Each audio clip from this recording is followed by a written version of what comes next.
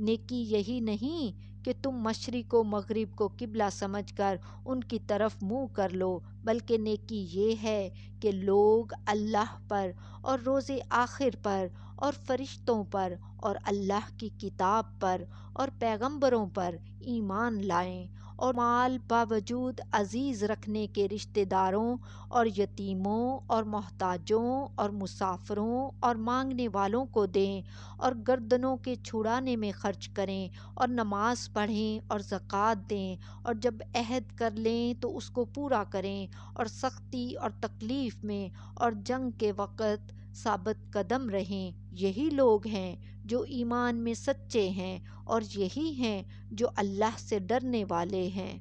مومنو، تم کو مقتولوں کے بارے میں قصاص یعنی خون کے بدلے خون کا حکم دیا جاتا ہے، اس طرح پر کہ آزاد کے بدلے آزاد مارا جائے، اور غلام کے بدلے غلام، اور عورت کے بدلے عورت، اور اگر قاتل کو اس کے مقتول بھائی کے قصاص میں سے کچھ معاف کر دیا جائے تو وارث مقتول کو پسندیدہ طریق سے قرارداد کی پیروی یعنی مطالبہ خون بہا کرنا اور قاتل کو خوش خوئی کے ساتھ ادا کرنا چاہیے۔ یہ تمہارے پروردگار کی طرف سے تمہارے لیے آسانی اور مہربانی ہے۔ اب جو اس کے بعد زیادتی کرے اس کے لیے دکھ کا عذاب ہے۔ اور اے اہل عقل، حکم قصاص میں تمہاری زندگانی ہے کہ تم قتل و خون ریزی سے بچو۔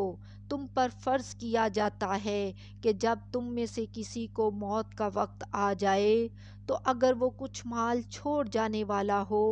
تو ماں باپ اور رشتہ داروں کے لیے دستور کے مطابق وصیت کر جائے۔ اللہ سے ڈرنے والوں پر یہ ایک حق ہے۔ پھر جو شخص وصیت کو سننے کے بعد اس کو بدل ڈالے تو اس کے بدلنے کا گناہ انہی لوگوں پر ہے جو اس کو بدلیں، اور بے شک اللہ سنتا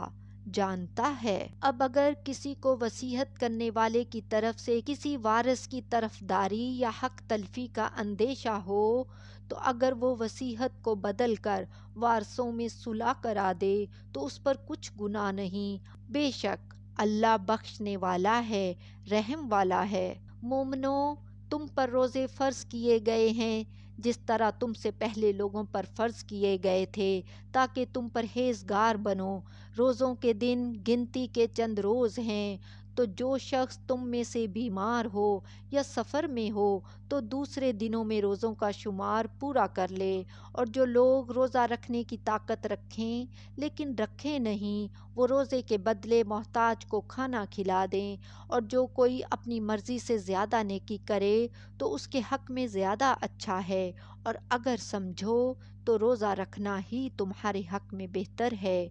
روزوں کا مہینہ رمضان کا مہینہ ہے جس میں قرآن اول نازل ہوا، جو لوگوں کا رہنما ہے اور جس میں ہدایت کی کھلی نشانیاں ہیں، اور جو حق و باطل کو الگ الگ کرنے والا ہے۔ تو جو کوئی تم میں سے اس مہینے میں موجود ہو چاہیے کہ پورے مہینے کے روزے رکھے، اور جو بیمار ہو یا سفر میں ہو تو دوسرے دنوں میں روزے رکھ کر ان کا شمار پورا کر لے۔ اللہ تمہارے حق میں آسانی چاہتا ہے اور سختی نہیں چاہتا، اور یہ آسانی کا حکم اس لیے دیا گیا ہے کہ تم روزوں کا شمار پورا کر لو، اور اس احسان کے بدلے کہ اللہ نے تم کو ہدایت بخشی ہے تم اس کو بزرگی سے یاد کرو اور اس کا شکر ادا کرو۔ اے اللہ، ہم تیرے اس احسان پر کہ تو نے ہم کو ہدایت بخشی ہے، ہم تیرا بے حد بے شمار کروڑ ہا کروڑ شکر ادا کرتے ہیں۔ ہمارے شکر کو قبول فرما، آمین۔ اور اے پیغمبر، جب تم سے میرے بندے میرے بارے میں دریافت کریں تو انہیں معلوم ہو کہ میں تو تمہارے پاس ہی ہوں۔ جب کوئی پکارنے والا مجھے پکارتا ہے تو میں اس کی دعا قبول کرتا ہوں، تو ان کو چاہیے کہ میرے حکموں کو مانیں اور مجھ پر ایمان رکھیں تاکہ نیک رستہ پائیں۔ روزوں کی راتوں میں تمہارے لیے اپنی عورتوں کے پاس جانا جائز کر دیا گیا ہے، وہ تمہاری پوشاک ہیں اور تم ان کی پوشاک ہو۔ اللہ کو معلوم ہے کہ تم ان کے پاس جانے سے اپنے حق میں خیانت کرتے تھے، سو اس نے تم پر مہربانی کی اور تمہاری حرکات سے درگزر فرمائی، تو اب تم کو اختیار ہے کہ ان سے مباشرت کرو، اور اللہ نے جو چیز تمہارے لیے لکھ رکھی ہے یعنی اولاد، اس کو اللہ سے طلب کرو اور کھاؤ اور پیو یہاں تک کہ صبح کی سفید دھاری رات کی سیاہ دھاری سے الگ نظر آنے لگے،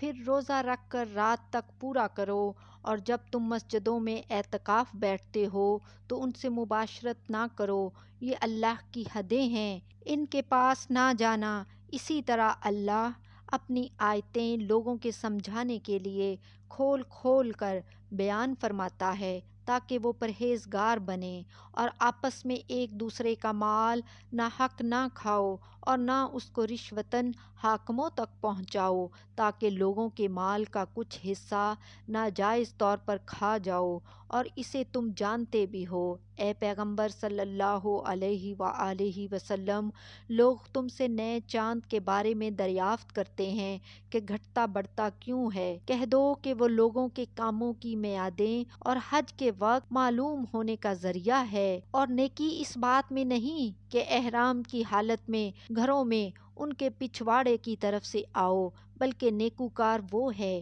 جو پرہیزگار ہو، اور گھروں میں ان کے دروازوں سے آیا کرو، اور اللہ سے ڈرتے رہو تاکہ کامیاب ہو جاؤ۔ اور جو لوگ تم سے لڑتے ہیں تم بھی اللہ کی راہ میں ان سے لڑو، مگر زیادتی نہ کرنا کہ اللہ زیادتی کرنے والوں کو دوست نہیں رکھتا، اور ان کو جہاں پاؤ قتل کر دو، اور جہاں سے انہوں نے تم کو نکالا ہے یعنی مکے سے، وہاں سے تم بھی ان کو نکال دو، اور دین سے گمراہ کرنے کا فساد قتل و خون ریزی سے کہیں بڑھ کر ہے، اور جب تک وہ تم سے مسجد حرام یعنی خانہ کعبہ کے پاس نہ لڑیں تم بھی وہاں ان سے نہ لڑنا، ہاں اگر وہ تم سے لڑیں تو تم ان کو قتل کر ڈالو، کافروں کی یہی سزا ہے، پھر اگر وہ باز آ جائیں تو اللہ بخشنے والا ہے، رحم کرنے والا ہے، اور ان سے اس وقت تک لڑتے رہنا کہ فساد نابود ہو جائے اور ملک میں اللہ ہی کا دین غالب ہو جائے، پھر اگر وہ فساد سے باز آ جائیں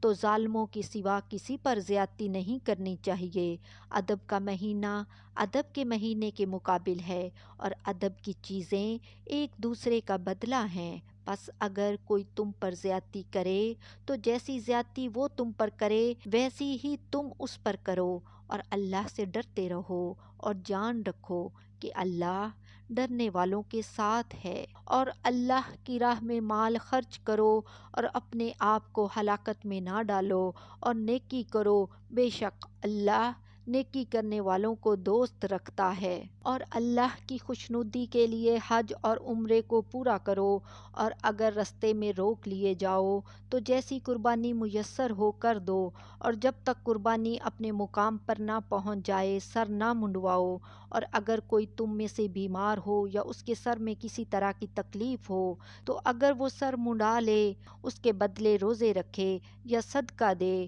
یا قربانی کرے، پھر جب تکلیف دور ہو کر تم مطمئن ہو جاؤ تو جو تم میں حج کے وقت تک عمرے سے فائدہ اٹھانا چاہے وہ جیسی قربانی میسر ہو کرے، اور جس کو قربانی نہ ملے وہ 3 روزے ایام حج میں رکھے، اور 7 جب واپس ہو، یہ پورے 10 ہوئے۔ یہ حکم اس شخص کے لیے ہے جس کے اہل و عیال مکے میں نہ رہتے ہوں، اور اللہ سے ڈرتے رہو اور جان رکھو کہ اللہ سخت عذاب دینے والا ہے۔ حج کے مہینے معین ہیں جو معلوم ہیں، تو جو شخص ان مہینوں میں حج کی نیت کر لے تو حج کے دنوں میں نہ عورتوں سے اختلاط کرے اور نہ کوئی برا کام کرے اور نہ کسی سے جھگڑے، اور جو نیک کام تم کرو گے وہ اللہ کو معلوم ہو جائے گا، اور زاد راہ یعنی رستے کا خرچ ساتھ لے جاؤ، کیونکہ بہترین زاد راہ پرہیزگاری ہے، اور اے اہل عقل،